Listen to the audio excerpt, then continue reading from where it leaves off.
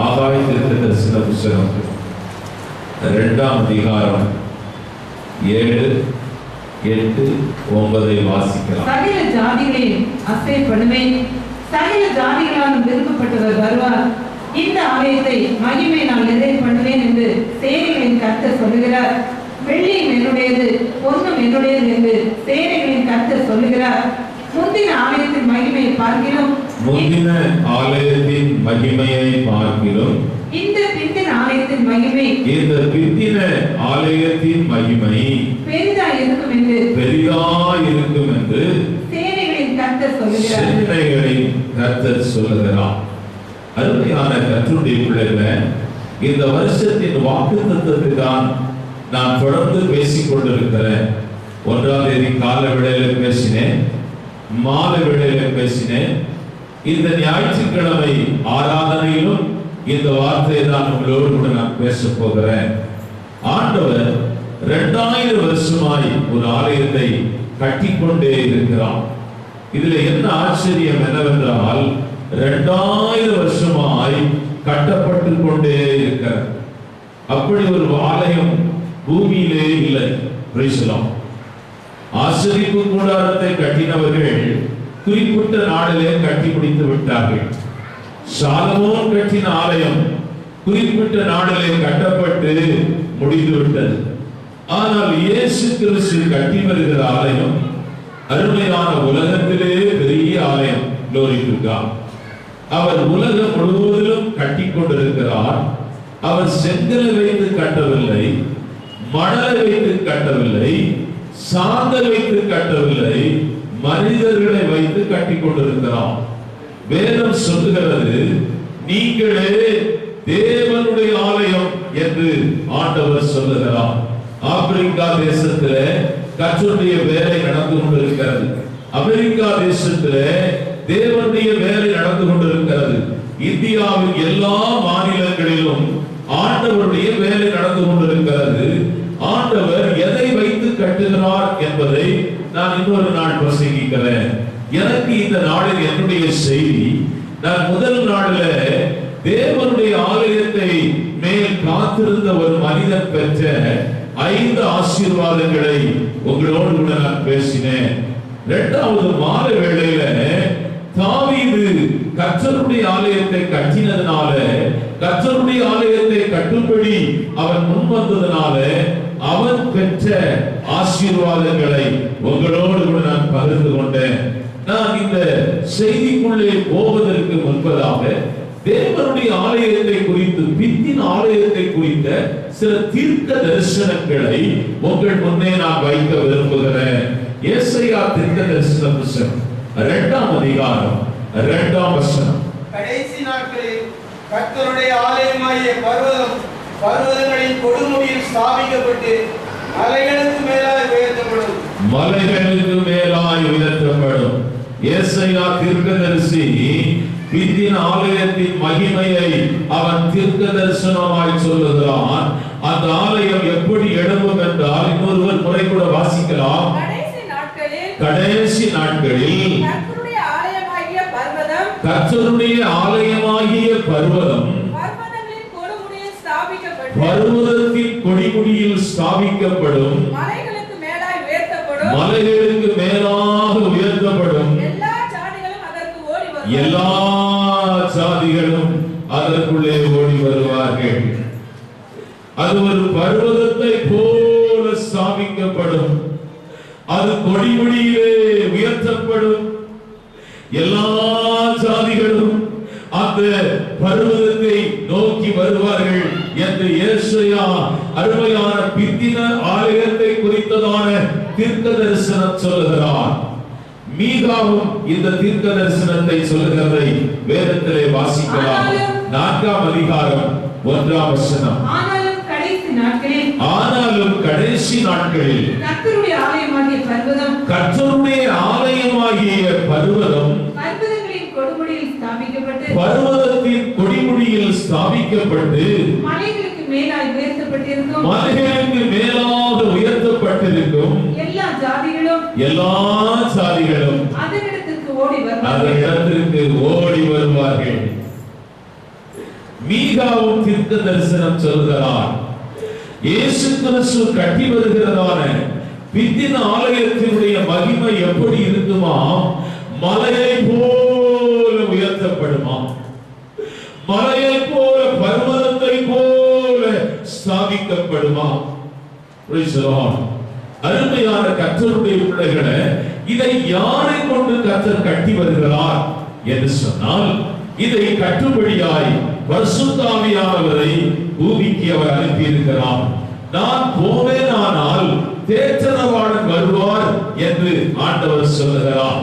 இதை யாரை கொண்டு ஆண்டவர் கட்டி கொண்டு வருகிறார் என்றால், வரங்களினாலும் கிருபைகளையும் ஆண்டவர் தன்னுடைய பிள்ளைகள் மேலே அவர் வைக்கிறார். எதற்காக வரங்களும் கிருபைகளும் அவருடைய பிள்ளைகள் மேல் வைக்கப்படுகிறது என்றால், பிந்தின ஆலயத்தை கட்டும்படியாய் யோசிக்கிறார். உன்னை ஆண்டவர் ஒரு தீர்க்கதரிசியாய், உன்னை ஆண்டவர் ஒரு சுகமாக்குகிற வரத்தை ஆண்டவர் உனக்கு எதற்காய் கொடுக்கிறார்? உனக்கு வசதி வாய்ப்புகளை எதற்காய் ஆண்டவர் கொடுக்கிறார்? உனக்கு ஏன் ஏராளமான பணங்களை ஆண்டவர் உன் கரத்திலே கொடுத்திருக்கிறார் என்றால், உன்னை கட்டும்படியாய் அல்ல. அருமையான தேவனுடைய பிள்ளைகளை, பிந்தின ஆலயத்தை நீ கட்டுவாய் என்று ஆண்டவர் எதிர்பார்த்துதான் உனக்கு ஆசீர்வாதங்களையும் நன்மைகளையும் கிருபைகளையும் ஆண்டவர் உனக்கு கொடுத்திருக்கிறார். தன் சனத்தை கொண்டு ஆண்டவர் கட்டுகிறார். இந்த காலவேளையில தேவனுடைய ஆலயத்தை கட்டும்படியாய், இடிந்து போன அலங்கத்தை கட்டும்படியாய் ஒரு மனுஷன் எழுப்புகிறார். அவனை குறித்துதான் இந்த காலவேளையில உங்களோடு கூட நான் பேச விரும்புகிறேன். இந்த செய்தியானது உங்களை ஆண்டவருடைய ஆலயத்தை கட்டுகிற ஒரு மனுஷியாய் எழுப்பும் என்று ஆவியானவர் அருமையான தீர்க்கமாய் நம்பியிருக்கிறபடினால் இந்த காலவேளையில உங்களோடு அவர் பேசிக் கொண்டிருக்கிறார்.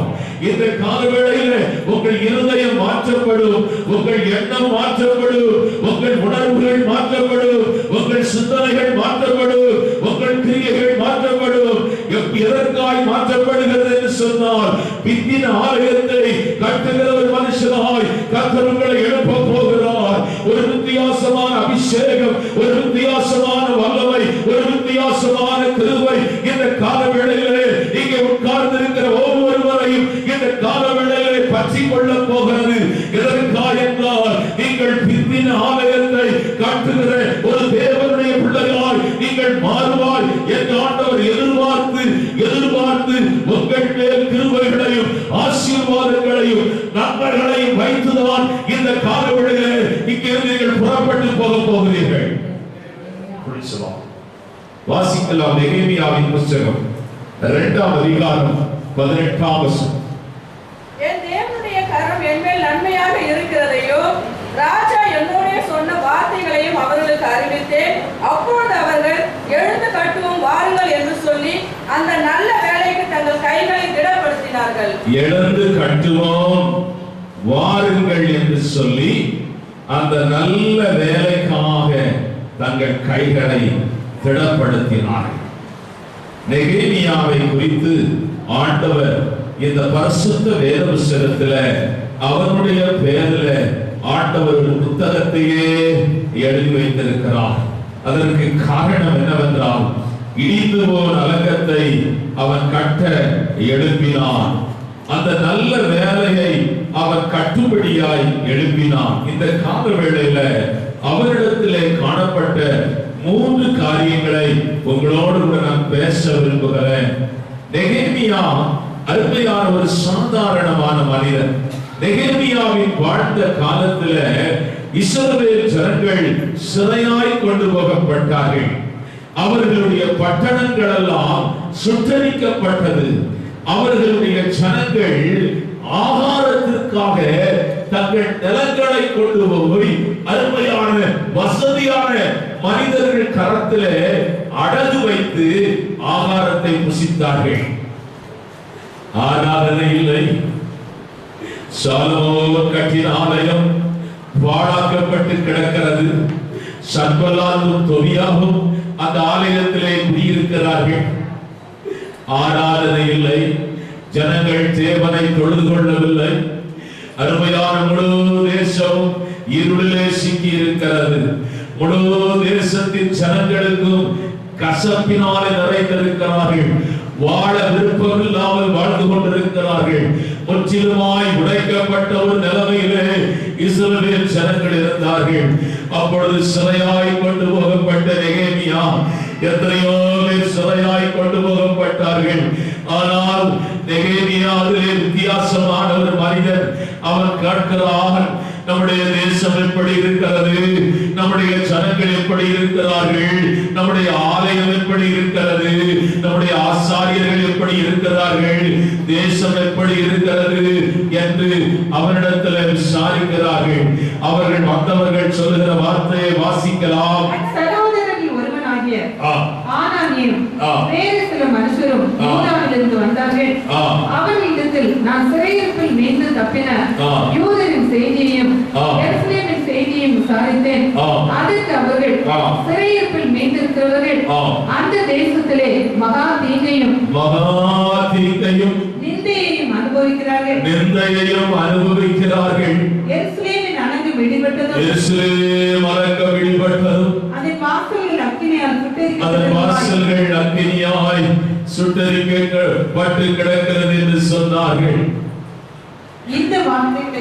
இந்த வார்த்தைகளை அவன் கேட்டபோது என்ன செய்தான் என்றால், அவனாலே சும்மா இருக்க முடியவில்லை, அவனாலே தூங்க முடியவில்லை, அவனாலே சாப்பிட முடியவில்லை, அவனாலே ஒரு காரியத்தையும் தெளிவாய் செய்ய முடியவில்லை. அவன் ராஜாவுக்கு பானபாத்திரக்காரனாய் இருக்கிறான். அவனுக்கு அங்கே நல்ல ஆகாரம் உண்டு, நல்ல உடை உண்டு, நல்ல தங்க இடம் உண்டு.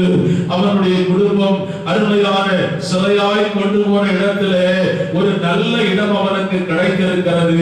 அதை அவன் தக்க வைத்துக் கொள்ளலாம், அதிலே அவன் நிலை கொண்டிருக்கலாம், அதிலே அவன் சந்தோஷமாய் இருக்கலாம். ஆனால் அவன் அப்படி இருக்கவில்லை.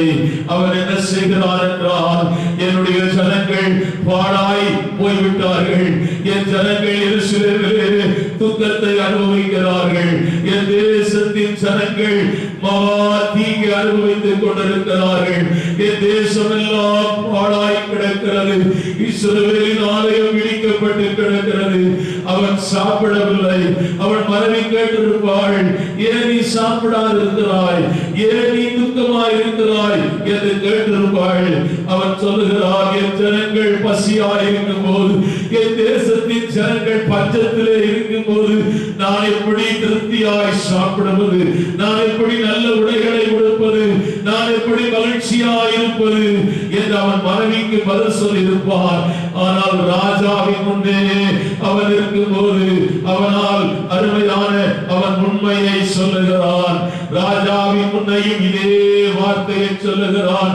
என் ஜனங்கள் வாசிக்கலாம், ராஜாவை நோக்கி, ராஜா என்றென்றைக்கும் வாழ்க, ராஜா என்றென்றைக்கும் வாழ்க, என் பிதாக்களின் கல்லறையில் இருக்கும் ஸ்தலமாகிய, என் பிதாக்கள் கல்லறை இருக்கிற ஸ்தலமாகிய நகரம் பாழானதும், நகரம் பாழானதும், அதன் வாசல்கள் அக்கினியால் சுட்டெரிக்கப்பட்டதும், அதன் வாசல்கள் அக்கினியாய் சுட்டெரிக்கப்பட்டு கிடக்கிறதையும் நான் துக்க முகத்தோடு இராதிருப்பது எப்படி என்று. ராஜாவே, என் ஜனங்கள் வேதனையில் இருக்கிறார்கள், என் ஜனங்கள் கண்ணீரிலே இருக்கிறார்கள், என் தேசம் பாழாய் கிடக்கிறது, என் குடும்பம் இடிந்து போய் கிடக்கிறது, என் தகப்பனோடு கூட பிறந்தவர்கள் அங்கே பசியாயிருக்கிறார்கள், என் தாயோடு கூட பிறந்தவர்கள் பசியாயிருக்கிறார்கள், என்னோடு கூட பிறந்தவர்கள் அங்கே தீங்கு அனுபவிக்கிறார்கள். நான் மாத்திரம் எப்படி மகிழ்ச்சியாய் இருக்க முடியும் என்று ராஜாவை பார்த்து கேட்கிறான். அருமையான ராஜாவுக்கு என்ன ஆச்சரியம் என்னவென்றால், இந்த நாட்களில் எல்லாரும் அவர்கள் சொந்த காரியங்களை, சொந்த குடும்பத்தை, சொந்த பிள்ளைகளை தான் அதிகமாய் துக்கப்படுகிறார்கள், பாரப்படுகிறார்கள். ஆனால் இவன் வித்தியாசமான ஒரு மனிதனாய் ராஜா பார்க்கிறார். இவனுக்கு எல்லாம் இந்த அரண்மனையிலே கிடைக்கிறது. ஆனாலும் தன் தேசத்தை குறித்ததான ஒரு பாரமும் தரிசனமும் இவனுக்குள்ளே இருக்கிறதை கண்டு ராஜாவே ஆச்சரியப்பட்டார். இந்த காலவேளையில 6 காரியங்கள் அவர் செய்கிறார். நான் தொடர்ந்து செய்தி வேளைகளில் உங்களோடு கூட நான் பகிர்ந்து கொள்ள விரும்புகிறேன். என் செய்தியின் முதல் தலைப்பு என்னவென்றால் நெகேமியாவுக்குள்ளே இருந்ததான பாரம். Glory to God. நெகேமியாவுக்குள்ளே இருந்த பாரம். பொதுவாக பாரத்தை 5 விதமாய் பிரிக்கலாம். ஒன்று, அருமையான தேவனுடைய ஆலயத்தை குறித்த பாரம். இரண்டாவது, தேசத்தை குறித்த பாரம். மூன்றாவது, ஜனங்களை குறித்த பாரம். நான்காவது, தன் குடும்பத்தை குறித்த பாரம். ஐந்தாவது, தன்னை குறித்த பாரம். எல்லாருக்கும் இந்த 4 பாரம் இருக்கு. தன் குடும்பத்தை குறித்த பாரம், தன்னை குறித்த பாரம், தன் தேசத்தை குறித்த பாரம் இருக்கு. சித்தி எப்படிக்கிறாங்க, பெரியம்மா எப்படிக்கிறாங்க, போன்ல அவங்க எப்படிக்கிறாங்க, இவங்க யாரும் போயிட்டாங்களா, இப்போ போயிட்டாங்களா, இப்படி எல்லாம் நீங்கள் தொலைபேசியில விசாரிக்கிறீர்கள். அவர்களுடைய வேதனையில நீங்கள் தூர தேசத்தில் இருந்தாலும் கூட நீங்கள் துக்கப்படுகிறீர்கள். ஆனால் நெகேமியாவுக்குள்ளே மேன்மையா இருந்த ஒரு பாரம் அல்லது உயர்ந்திருந்த ஒரு பாரம் என்னவென்றால் கர்த்தருடைய ஆலயத்தை குறித்த ஒரு பாரம், ஆண்டவருடைய ஆலயத்தை குறித்த ஒரு பாரம்.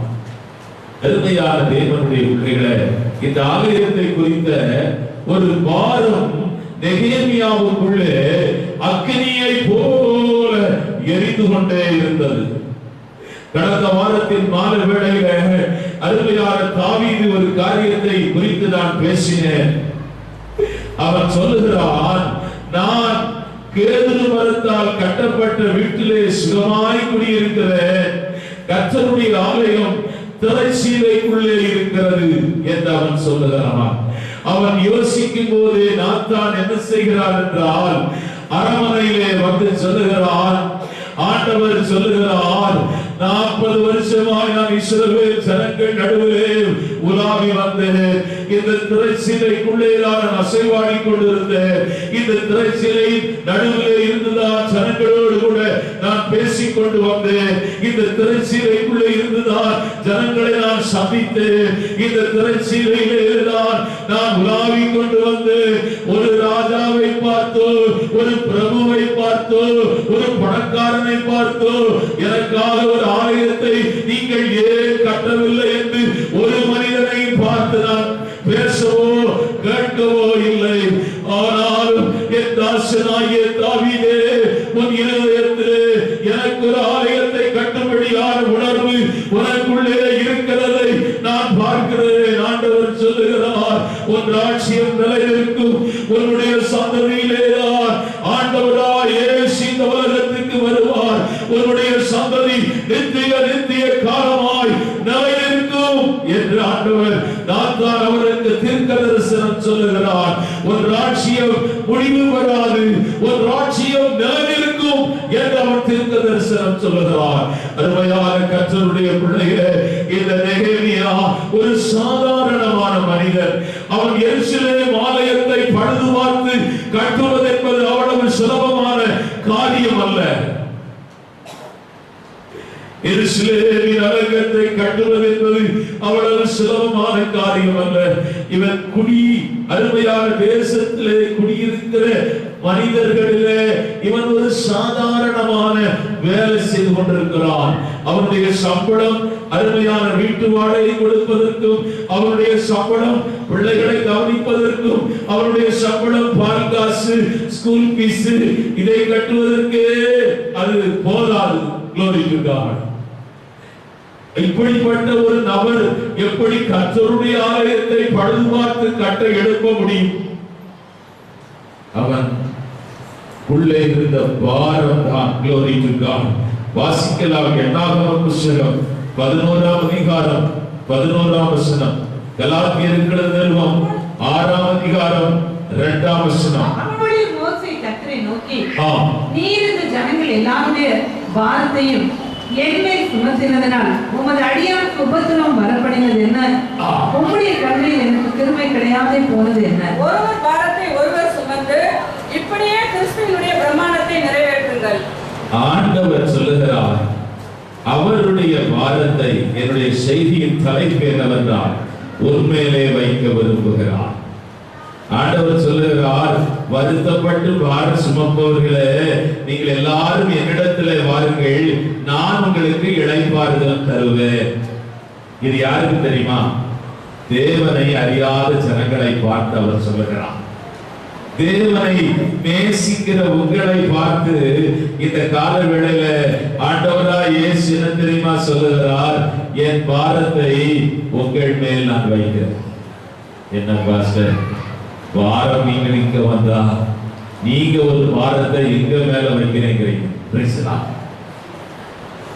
ஆண்டவர் சொல்லுகிறார், என்னுடைய பாரத்தை உங்கள் மேல் நான் வைக்கிறேன். மோசே சொல்லுகிறான், ரொம்ப கஷ்டப்படுகிறேன் ஆண்டவரே. அது உண்மையிலே மோசே சுமக்கிறது என்பது அவ்வளவு சுலபமான காரியம் அல்ல.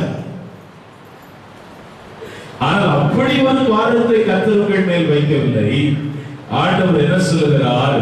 பிந்தின ஆலயத்தை உங்களை கொண்டு ஆண்டவர் கட்டுப்படியாய் இந்த முதல் வருஷத்துல, அருமையான முதல் வாரத்துல, இந்த முதல் மாதத்துல, இந்த புதிய வருஷத்துல உங்கள் குடும்பத்தின் மேல், உங்கள் பிள்ளைகள் மேல், உங்கள் மேல் ஆண்டவர் ஒரு பாரத்தை வைக்க விரும்புகிறார். விரும்பினால் ஏற்றுக்கொண்டால் போதும். ஆனால் இயேசு சொல்லுகிறதை நான் உங்களுக்கு சொல்லுகிறேன். இயேசு சொல்லுகிறதை நான் உங்களுக்கு சொல்லுகிறேன். எரேமியாவுடைய வாழ்க்கை நீங்கள் வாசித்தால் அவனை குறித்து வேதம் சொல்லுகிறது, புலம்பலின் தீர்க்கதரிசி. அவன் சந்தோஷமாய் இருந்த நாட்களே மிகவும் குறைவு. அப்படிப்பட்ட நாட்களை பற்றி அவன் எழுதப்படவில்லை. ரொம்ப நாள் சிறைச்சாலையில் இருந்தவன், இடுக்கத்தின் அப்பத்தை சாப்பிட்டான்.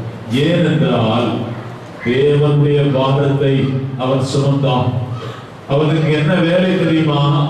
ராஜாவுக்கு விரோதமாய் தீர்க்க தரிசனம் சொல்லணும், தேசத்துக்கு விரோதமாய் தீர்க்க தரிசனம் சொல்லணும், அங்கே வாழ்கிற பிரபுக்களுக்கு விரோதமாய் தீர்க்க தரிசனம் சொல்லணும், ராஜாவுக்கு ஜாலரா போடுகிற தீர்க்கதரிசிகளுக்கு தீர்க்க தரிசனம் சொல்லணும். ஒருத்தர் கூட எரேமியாவை ஏற்றுக்கொள்ளவில்லை. சில சமயம் வந்து சொல்லி இருப்பாங்க, யாப்பா நீ இவ்வளவு கஷ்டப்படுற, ராஜா நல்லா இருப்பான்னு ஒண்ணு சொல்லு, உனக்கு ராஜ சாப்பாடு கிடைக்கும், ராஜாவிடத்துல நல்ல தங்குகிற ஒரு ரூம் கொடுப்பாரு, உன்னை அரண்மனையிலே கூட வச்சிருப்பாரு. அவன் சொல்லுகிறான், ஆண்டவர் இந்த ஊழியத்தை எனக்கு கொடுத்திருக்கிறார், இந்த வாரத்தை மேல் வைத்திருக்கிறார், இதை நான் நிறைவேற்றும்படி என்னை ஒப்புக் கொடுக்கிறேன். ஜீவனே போனாலும் மரணமே சந்தித்தாலும் என் வாழ்நாளெல்லாம் துக்கத்திலே கழித்தாலும் கர்த்தர் எனக்கு வைத்திருக்கிற அந்த பாரத்தை நிறைவேற்றும்படியாய் என்னை ஒப்புக் கொடுக்கிறேன். ஆண்டவருடைய பாரம் உன்னை வறுமையான உன் அருகே வந்து கொண்டிருக்கிறது. இந்த முதல் வாரத்திலே கர்த்தருடைய ஆலயத்திலே வந்திருக்கிற அருமையான வாலிப சகோதரனே, அருமையான வாலிப நண்பனே, நீ எதையோ குறித்து கவலைப்பட்டுக் கொண்டிருக்கிறாய். உன் வாழ்க்கையை குறித்து நீ கற்பனை பண்ணி கொண்டிருக்கிறாய். உன் வாழ்க்கையில இந்த வருஷத்திலே இது எப்படி ஆயிலும் செய்து முடிக்க வேண்டும் என்ற ஒரு அருமையான உணர்வோடு கூட இருக்கிறாய். கர்த்தர் இந்த கால வேளையில இந்த 1ஆம் தேதியில உன்னோடு கூட அவர் பேசுகிற ஒரு காரியம் உண்டு. அதை நான் உனக்கு சொல்லுகிறேன். அவருடைய பாரத்தை ஆண்டவர் உன் மேலே வைக்கிறார். பழைய ஏற்பாட்டின் காலத்திலே அருமையான பிந்தின ஆலயத்தின் மகிமையை அருமையான கர்த்தருடைய பிள்ளைகளே, லேவி கோத்திரத்தார் மாத்திரமே அவர்கள் தான் ஆசரிப்பு கூடாரத்தை 40 வருஷமாய் அந்த பாரத்தை அவர்கள் சுமந்து வனாந்திரத்திலே நடந்தார்கள். ஆனால் புதிய ஏற்பாட்டின் காலத்திலே ரட்சிக்கப்பட்ட ஒவ்வொரு மனிதன் மேலும் கர்த்தர் பிந்தின ஆலயத்தை சுமக்கும்படியாய் அவன் மேலே அந்த பாரத்தை ஆண்டவர் வைக்கிறார். Glory to God. உனக்கு நிறைய பாரம் இருக்கிறது, உனக்கு சில பிரச்சனைகள் இருக்கிறது, உனக்கு நிறைய போராட்டம் இருக்கிறது. இந்த காலவேளையில நான் சொல்லுகிறேன், கர்த்தருடைய பாரத்தை சுமக்கும்படியாய் உன்னை ஒப்புக் கொடுப்பாயானால் உன் வாழ்க்கையில் இருக்கிற எல்லா பாரங்களும் லெகுவாய் மாற்றப்படும். ஒரு தீர்மானம் எடுக்க வேண்டும். இந்த வருஷத்தின் முதல் வாரத்தில் எல்லா வருஷத்தை போலல்ல, இந்த வருஷத்தில் கர்த்தருக்காய் அருமையான கர்த்தருடைய ஆலயத்தை சுமக்கிற ஒரு பெரிய பாரம் உனக்கு வேண்டும். ஒரு பாரத்தை லெகுவாக்கும்படி அங்க ஒருத்தர் தீர்க்கதரிசனம் சொல்ல வந்திருக்கிறாரு, இங்க ஒருத்தர் பேச வந்திருக்கிறாரு, அங்க ஒரு கூட்டம் நடக்கிறது, இங்க ஒரு கூட்டம் நடக்கிறது. நீ பைபிளை தூக்கிட்டு ஓடுற. நான் உனக்கு லெகுவான வழியை சொல்லுகிறேன். கர்த்தருடைய பாரத்தை சுமக்கவரை ஒப்புக்கொடு, ஒரு பாரம் லெகுவாய் மாறும். ஆண்டவரே, இந்த ஊழியத்துல என்னுடைய பங்கை நான் ஒழுங்காய் செய்வேன். எனக்கு நீ கொடுத்திருக்கிற வேலை, எனக்கு கொடுத்திருக்கிற பொறுப்பு, எனக்கு கொடுக்க போகிற வேலை, இந்த வருஷத்துல சில புதிதாய் சிலருக்கு ஊழியம் கொடுக்கப்படும். சிலர் ஊழியம் செய்கிறவர்களோடு நீங்கள் இணைக்கப்படுவீர்கள். ஆண்டவர் உங்களுக்கு என்ன பாரத்தை கொடுத்திருக்கிறாரோ அதை நீங்கள் இந்த பக்கமும் பார்க்க கூடாது, அந்த பக்கமும் பார்க்க கூடாது, பின்னாடி பார்க்க கூடாது. நீங்கள் உங்களுக்கு தேவன் கொடுத்திருக்கிற பொறுப்பை நீங்கள் நிறைவேற்றி கொண்டே இருக்க வேண்டும். விதைக்கிறவன் எப்பொழுதுமே பின்னே திரும்பி பார்த்து விதைக்க மாட்டான், இந்த பக்கமும் பார்க்க மாட்டான். அவன் முன்னே பார்த்து விதைத்துக் கொண்டே போவான். சில விதைகள் வழியோரத்திலே விடும், சில விதைகள் நல்ல நிலத்திலே விடும், சில விதைகள் பாறை போன்ற இடத்திலே விடும், சில விதைகள் அருமையான தேவனுடைய பிள்ளைகளை அதையெல்லாம் அவன் பொறுக்கிக் கொண்டிருக்க மாட்டான். அவன் விதைத்துக் கொண்டே போவான். அருமையான கர்த்தருடைய பிள்ளையே, இந்த வருஷத்தின் துவக்கத்திலே நீ விதைக்கும்படியாய் கர்த்தர் உன்னை அருமையான விதைக்கும்படியாய் தேவனுடைய ஆலயத்தை அருமையான பாரங்களை சுமக்கும்படியாய் உன்னை ஒப்புக் கொடுப்பாயானால் வருஷத்தின் முடிவிலே கர்த்தர் உனக்கு செய்ய போகிற ஆசீர்வாதங்களும் நன்மைகளும் அருமையான மகிமையும் பெரியதாயிருக்கும்.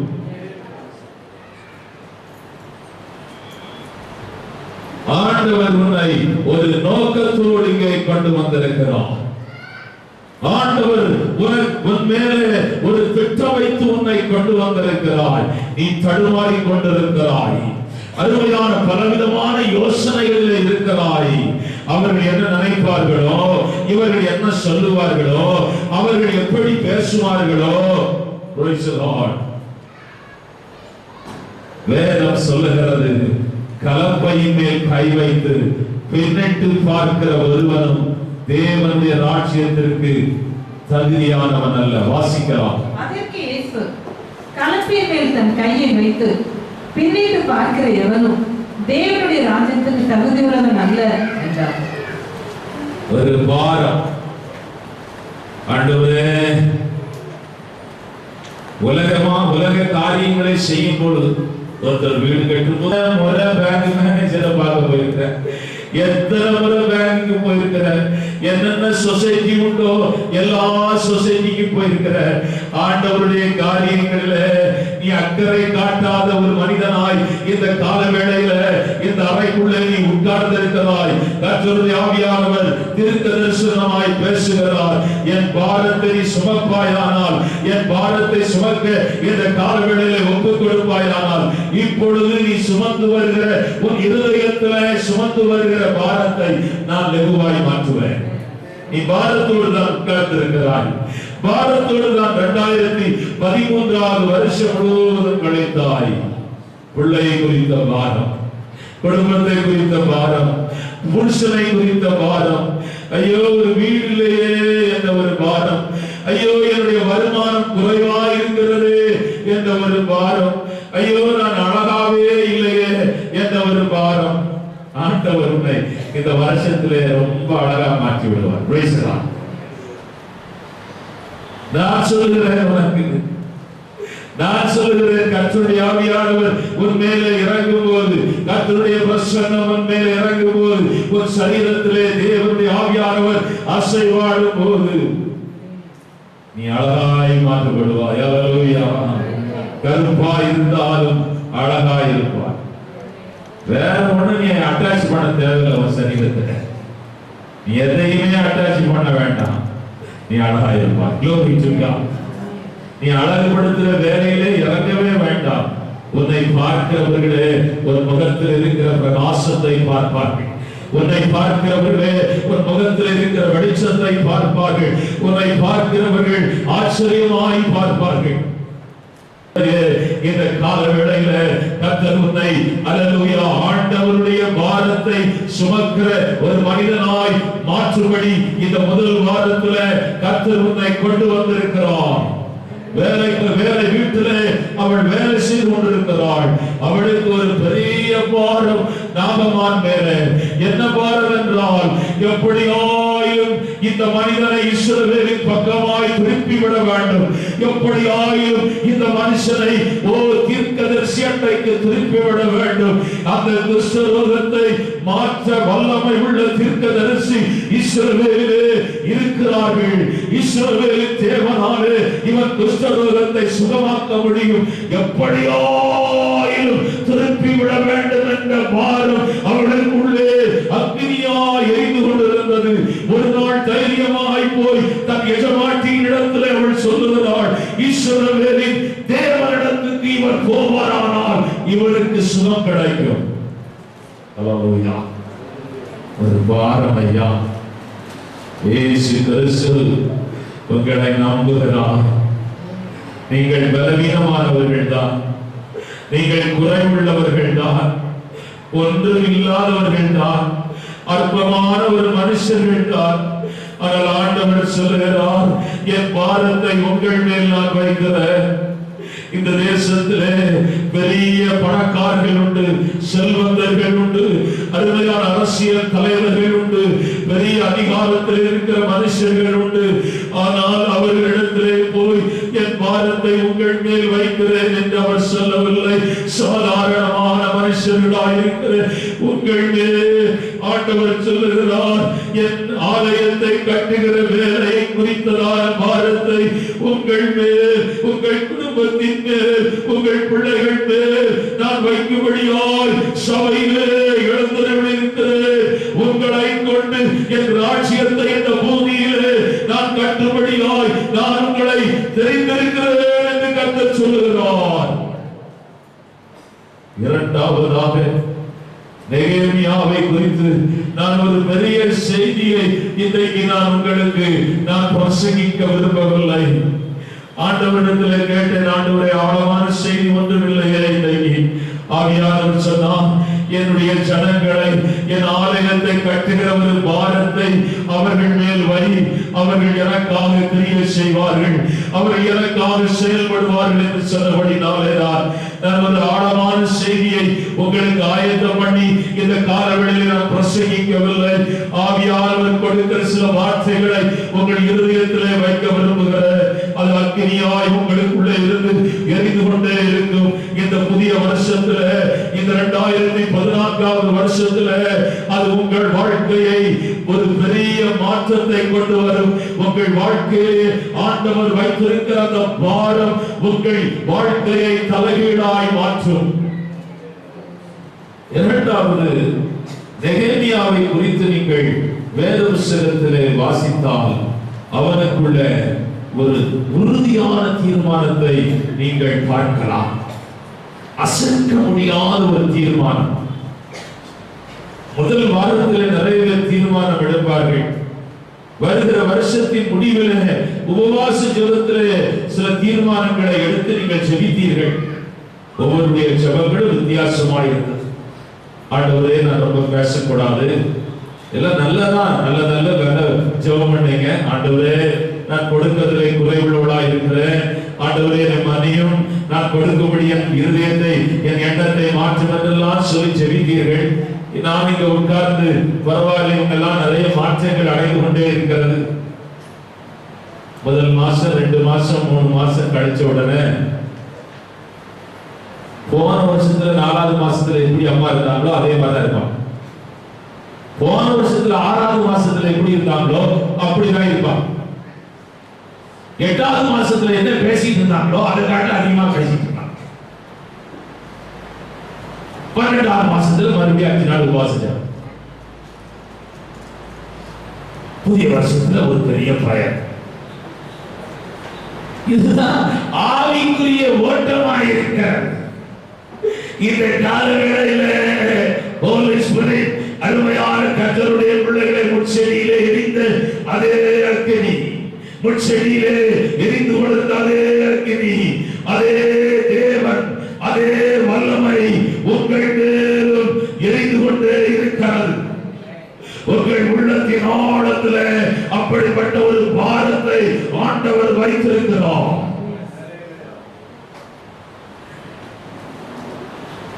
இரண்டாவதாக அவன் ஒரு உறுதியான தீர்மானம் எடுத்தான்.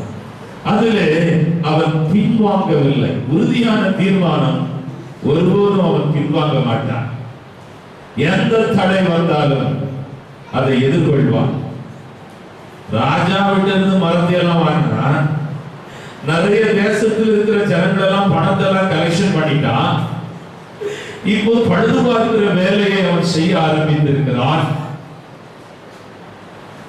அவன் பட்ட பாடங்கள் வேதத்திலே வாசித்தால் நீங்கள் வாசிக்கும் போது வாசிக்கலாம். நெகேமியாவின் புத்தகம் 3ஆம் அதிகாரம் 5ஆம் வசனத்தை வாசிக்கலாம். அவர்கள் அருகே தெக்கோவா ஊரார் பழுது பார்த்து கட்டினார்கள். அவர்களுடைய பிரபுக்களோ தங்கள் ஆண்டவருடைய வேலைக்கு தங்கள் கழுத்தை கொடுக்கவில்லை. முதலாவது அவனுக்கு வந்த சோறு. இரண்டாவது நெகேமியாவின் புத்தகம் 2ஆம் அதிகாரம் 19ஆம் வசனத்தை வாசிக்கலாம். ஒரேனியனான சன்பல்லாத்தும் அம்மோனியனான தொபியா என்னும் ஊழியக்காரனும் அரபியனான கேசேமும் இதை கேட்டபோது எங்களை பரிகாசம் பண்ணி எங்களை நிந்தித்து, நீங்கள் செய்கிற இந்த காரியம் என்ன? நீங்கள் ராஜாவுக்கு விரோதமாய் கலகம் பண்ண போகிறீர்களோ என்றார்கள். நெகேமியாவின் புத்தகம் 4ஆம் அதிகாரம் 1, 2 வாசிக்கலாம். செய்தியை சன்பல்லாத் கேட்டபோது அவன் கோபித்து எரிச்சல் அடைந்து யூதரை சத்தம் பண்ணி, அந்த அற்பமான யூதர் செய்கிறது என்ன? அவர்களுக்கு இடம் கொடுக்கப்படுமோ?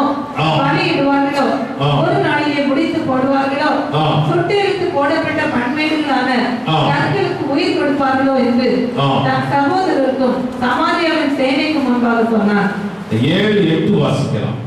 எருசலேமின் அலங்கத்தை கட்டுகிற வேலை வளர்ந்தே இருக்கிறது என்றும் இடிக்கப்பட்ட இடங்கள் அடைபட்டு வருகிறது என்றும் சன்பல்லாத்தும் தொபியாவும் அரபியரும் அம்மோனியரும் அஸ்தோத்தியரும் கேட்டபோது அவர்கள் மிகவும் எரிச்சலாகி எருசலேமின் மேல் யுத்தம் பண்ண எல்லாரும் ஏகமாய் வரவும் வேலையை தடுக்கவும் கட்டுப்பாடு பண்ணினார்கள். துன்மார்க்கமாய் ஜீவிக்கிற காலத்திலே ஒரு எதிர்ப்பும் வரவில்லை. வேத புத்தகத்தை படிக்கும் போதுதான் எதிர்ப்பு வருகிறது. இயேசுவை பின்பற்றும் போதுதான் எதிர்ப்பு வருகிறது. இயேசுவை ஆராதிக்கும் போதுதான் எதிர்ப்பு வருகிறது. சினிமா தியேட்டர்ல போய் எத்தனையோ ஷோவெல்லாம் பார்த்து கொண்டிருந்தோம். அப்பொழுது குடும்பத்தாரோ உறவினர்களோ ஒன்றும் சொல்லவில்லை. இப்பொழுது சொல்லுகிறார், உன் பையனுக்கு எப்படி திருமணம் நடக்கும், உன் பொண்ணுக்கு எப்படி திருமணம் நடக்கும் நாங்கள் பார்க்கிறோம். திருமணம் நடக்கலையா? உங்க சாவி யார் எடுப்பார்கள்? நீங்கள் சொல்லுங்கள், நான் ஆராதிக்கிற தேவனே வந்து எடுத்து போவார் சொல்ல. அவருடைய தூதர்கள் வருவார்கள், அவரே வருவார். தேவனுடைய பிள்ளைகளை என்ன வந்தாலும் உங்கள் உறுதியான தீர்மானத்தை விட்டு நீங்கள் விலகாதிருங்கள். யார் என்ன பேசினாலும் என்ன வந்தாலும் நிறுவம் 8ஆம் அதிகாரம் 36ஆம் வசனம். கிறிஸ்துவின் அன்பை விட்டு நம்மை பிரிப்பவன் யார்? கிறிஸ்துவின் அன்பை விட்டு நம்மை பிரிப்பவன் யார்? உபத்திரவமோ வியாகுலமோ துன்பமோ பசியோ நிர்வாணமோ நாசமோசமோ பட்டயமோ இவை எல்லாவற்றிலேயும் நாம் நம்மில் அன்பு கூறுகிறவர்களாலே முற்றும் ஜெயம் கொள்ளுகிறோம். அப்போஸ்தலனாகிய பவுல் சொல்கிறான், என்னுடைய தீர்மானத்தை விட்டு ஒருவனும் என்னை பிரிக்க முடியாது. ஒருவேளை என் தீர்மானத்திற்காக நான் பசியா இருந்தாலும் அதை நான் ஏற்றுக்கொள்ளுகிறேன். ஒருவேளை என் தீர்மானத்திற்காக நான் காவலிலே இருந்தாலும் அதை நான் ஏற்றுக்கொள்ளுகிறேன். ஒருவேளை என் தீர்மானத்திற்காக நான் நாச மோசங்களை அனுபவிக்கிறதா இருந்தாலும் அதை நான் ஏற்றுக்கொள்ளுகிறேன்.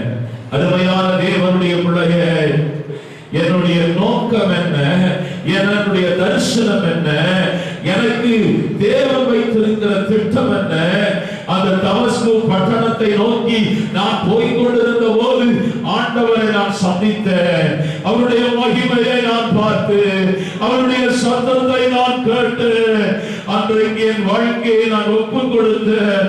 எப்படி ஒப்புக் கொடுத்தேன் என்றால், ஆண்டவரே, என்னை கொண்டு என்ன செய்ய வேண்டும் என்று நீ தீர்மானித்திருக்கிறீரோ அந்த தீர்மானத்திற்கு என்னை ஒப்புக் கொடுக்கிறேன் என்று ஒப்புக் கொடுத்திருக்கிறேன். இந்த தீர்மானத்திலே இருந்து நான் ஒருபோதும் விலகுவதே இல்லை. அவன் சொல்லுகிறார், கிறிஸ்து எனக்கு ஜீவன், சாவு எனக்கு ஆதாயம் என்று சொல்லுகிறான். அருமையான கர்த்தருடைய பிள்ளையே, பித்தின் ஆலயத்தின் மகிமையை ஆண்டவர் உன் மேலே வைக்க விரும்புகிறார். பித்தின் ஆலயத்தினுடைய வேலையை கர்த்தர் உன் மேலே வைக்க விரும்புகிறார். பித்தின் ஆலயத்திற்காய் நீ கிரியை செய்கிற ஒரு நபராய் தேவன் உன்னை மாற்றும்படி உன்னை அழைத்து வந்திருக்கிறார். பித்தின் ஆலயத்தை ஆண்டவர் நீ கிரியை செய்வாய் என்று நம்பி ஒரு கரத்திலே ஆண்டவர் கொடுத்திருக்கிறார். பித்தின் ஆலயத்தை உன்னை கொண்டு ஆண்டவர் கட்ட விரும்புகிறார். இந்த காலவேளையிலே நீ எடுத்த தீர்மானத்தை விட்டு ஒருபோதும் பின்னிட்டு போய்விடாதே. சீஷர்கள் தீர்மானம் எடுத்தார்கள். நீங்கள் வேறு புத்தகத்தை வாசித்தால் அவர்கள் சொன்னார்கள், மார்க் எழுதின சுவிசேஷம் 14ஆம் அதிகாரம் 31ஆம் வசனம். அதற்கு அவன், நான் உம்மோடு மரிக்க வேண்டியதா இருந்தாலும், உம்மோடு கூட மரிக்க வேண்டியதா இருந்தாலும் உம்மை மறுதலிக்க மாட்டேன் என்று சொன்னார். உறுதியாய் சொன்னார். அவங்க சத்தமெல்லாம் உறுதியாய் இருந்தது. உறுதியாய் நாங்கள் விடமாட்டோம் என்று சொன்னார்கள். வேத புத்தகத்தை நீங்கள் வாசித்து பாருங்கள். வசனத்தை விட்டு ஓடி போனார். ஆண்டவரால் இயேசு கிறிஸ்து கல்வாரி சிலுவை நோக்கி அந்த கெத்செமனே தோட்டத்தில் தனியாய் சிலுவை சுமந்து கொண்டு போகிற நேரத்தில் அவர்கள் வசனத்தை விட்டு ஓடி போனார்கள். ஒரு வேலைக்கார பெண்ணிடத்தில் பேதுரு சொல்லுகிறார், அப்படிப்பட்ட ஒரு நபரை நான் பார்த்ததே இல்லை, அப்படிப்பட்ட ஒருவரோடு கூட நான் பேசினதே இல்லை. நீ சொல்லுகிற ஆள் எனக்கு தெரியவே தெரியாது. வாசிக்கலாம். அதற்கு அவன், நீ சொல்லுகிறது எனக்கு தெரியாது என்றார். எல்லாருக்கும் முன்பாக மறுதலித்தார். அருமையான கர்த்தருடைய பிள்ளைகளே, எல்லாரையும் சந்தித்தது போல் ஆண்டவர் பேதுருவை சந்திக்கவில்லை. பேதுரு வேலை செய்கிற இடத்திற்கு இயேசு போனார். கடற்கரையிலே போனார். அவருடைய படகை ஆண்டவர் தெரிந்து கொண்டார். பேதுருவை ஆண்டவர் தாயின் கருவிலே உருவாகும் முன்னே அருமையான அப்போஸ்தலனுடைய அழைப்பு அவன் மேலே இருந்தது. ஆண்டவர் சொன்னார், இந்த கல்லின் மேல் என் சபையை கட்டுவேன், பாதாளத்தின் வாசல்கள் அதை மேற்கொள்வதில்லை. பித்தின் ஆலயத்தின் மகிமை அருமையான பேதுருவின் மூலமாய் வெளிப்பட வேண்டும் என்று ஆண்டவர் விரும்பினபடினாலே பித்தின் ஆலயத்தின் மகிமை உடையவனாய் ஆண்டவர் பேதுருவை மாற்ற வேண்டும் என்று திட்டமிட்டிருந்தபடினாலே பித்தின் ஆலயத்தின் மகிமை அவளுக்கு உள்ளே தங்கியிருக்க வேண்டும் என்று ஆண்டவர் வாஞ்சித்தபடினாலே பித்தின் ஆலயத்தின் மகிமையை தேசத்திற்கு பேதுருவின் மூலமாய் ஆண்டவர் கொண்டு வரும்படியாய் அவனை ஆண்டவர் தெரிந்து கொண்டார். இங்கே ஒரு வேலைக்காரர் பெண்ணிடத்துல இயேசு யார் என்று தெரியாது என்று சொல்லுகிறார்.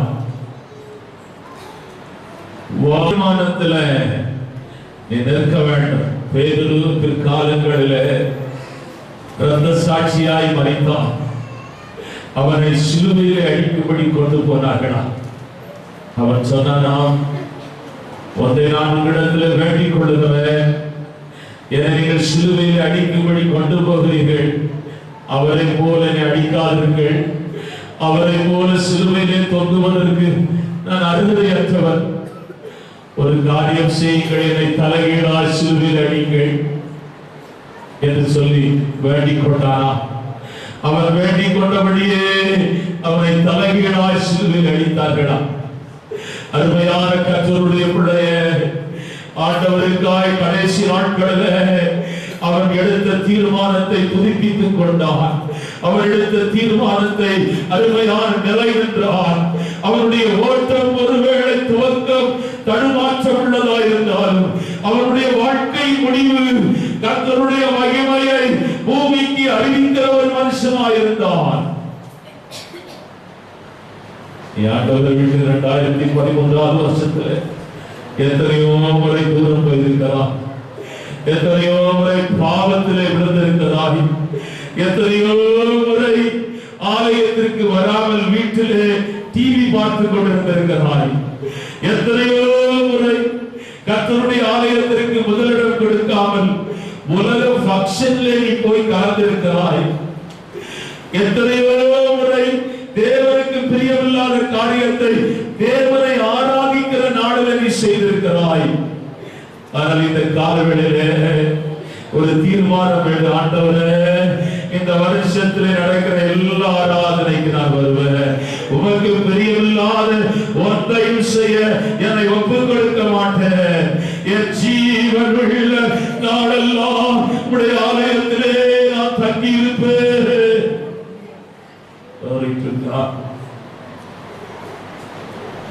அவன் எடுத்த உறுதியான தீர்மானம். அவன் வேலைக்கு ஆள் எப்படி தெரியுமா வச்சிருந்தான்? ஒரு கையில வாடு வச்சிருந்தாங்களா, ஒரு கையில கரண்டி வச்சு வேலை செய்யறாங்களா. முதல்ல இப்படி வேலைக்கு அவன் வருவான்? இப்படி ஒரு வேலைக்கு யாராவது வருவாங்களா? வாடும் கரண்டியும் வச்சு வேலைக்கு வருவாங்களா? வாசிக்கலாம். ஒரு கையில கரண்டி வாசிக்கலாம். ஒரு கையில் என்ன வச்சிருக்காங்க? நெகேமியாவின் புத்தகம் 4ஆம் அதிகாரம் வாசிக்கலாம். இந்த அதிகாரத்தை வாசித்து பாருங்கள். 17-18 வாசிக்கலாம். என் வேலைக்காரரில் பாதி பேர் வேலை செய்தார்கள், பாதி பேர் ஈட்டிகளையும் பரிசைகளையும் வில்லுகளையும் கவசங்களையும் பிடித்து நின்றார்கள். அதிகாரிகள் யூதா வம்சத்தார் எல்லாரும் பின்னால் நின்றார்கள். அலங்கத்திலே கட்டுகிறவர்களும் சுமை சுமக்கிறவர்களும் சுமை ஏற்றுகிறவர்களும் ஒரு கையினாலே வேலை செய்து மறு கையினாலே ஆயுதம் பிடித்திருந்தார்கள். இந்த ஆலயத்தின் மகிமை, இந்த ஆயுதம் எதை காட்டுகிறது என்றால் ஜெபத்தை காட்டுகிறது. இந்த ஆலயத்தின் அருமையான வேலைகளை நீ செய்ய வேண்டும் என்றால் எப்போதும் நீ தெரிந்து கொண்டே இருக்க வேண்டும். அல்லேலூயா. தேவனோடு கூட வைத்திருக்கிற உறவை காட்டுகிறார். உறுதியிலே ஒருபோதும் பின்னிட்டு போய்விடாதே. அருமையான கலப்பையின் மேலே கை வைத்து விட்டாய்.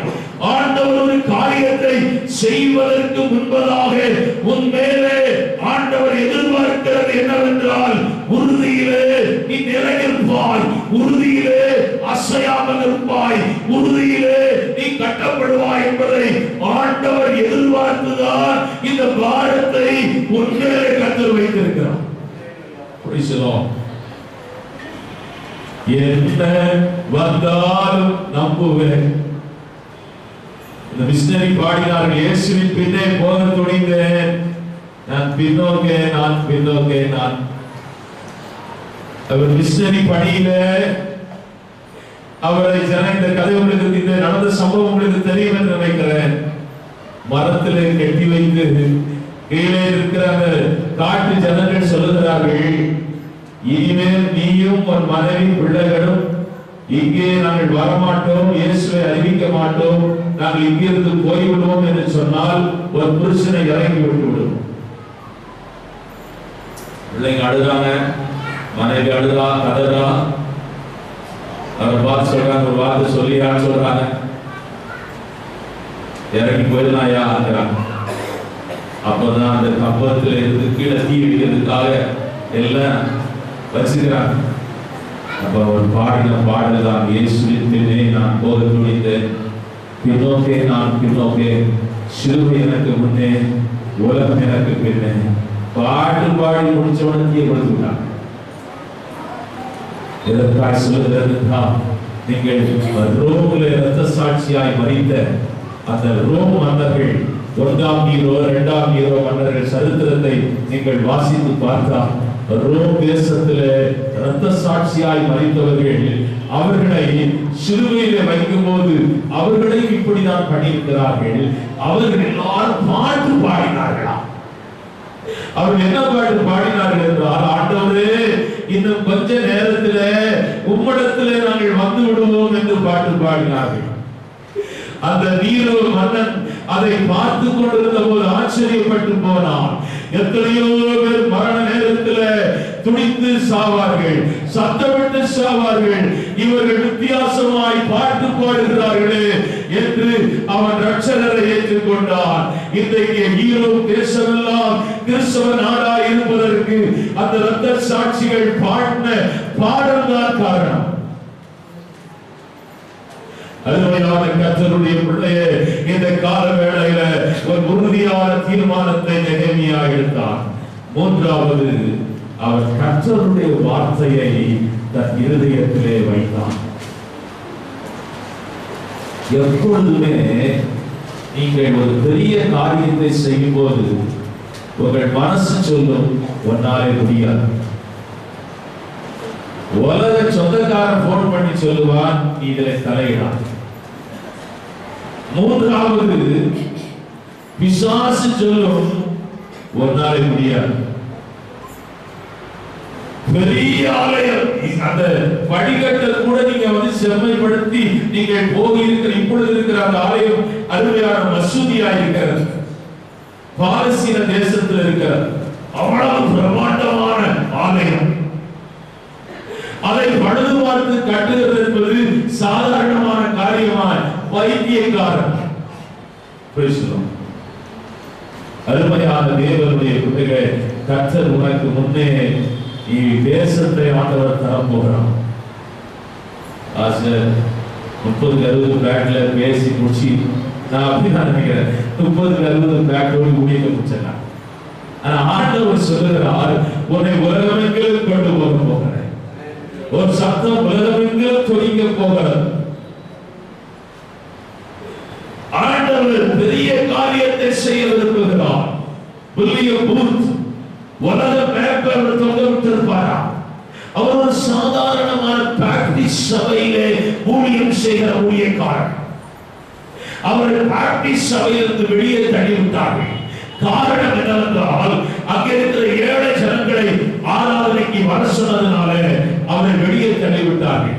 உலக மேப்பர் போட்டு அவருடைய பெண்ணை கழிப்பாராம். இயேசு கிறிஸ்துவின் ரத்தத்தினால நான் இந்தியாவை பிடிப்பேன், பாகிஸ்தானை பிடிப்பேன் என்றெல்லாம் சொல்லிக் கொண்டிருப்பாரா? அதை பார்க்கிறவர்கள் சிரிப்பாராம். அவங்க எல்லாம் மனைவி சொல்லுவாங்க, அப்பா நல்லா நம்ம ஊழியம் செய்த, எப்போ வெளியே தட்டாங்களோ அப்படியே அவங்க கைக்கு பிடிச்சு. தேவனுடைய பிள்ளைகளை, ஆண்டவர் உன்னை கொண்டு பெரிய காரியங்களை செய்வார் என்று சொன்ன உடனே நீங்க சீக்கிரம் உங்க பசங்க, நான் சர்ச்சைக்கு அடுத்த வாரம் வரமாட்டேன். பெரிய காரியம் என்ன கொண்டா செய்யறது? என் சூழ்நிலையை பாருங்க.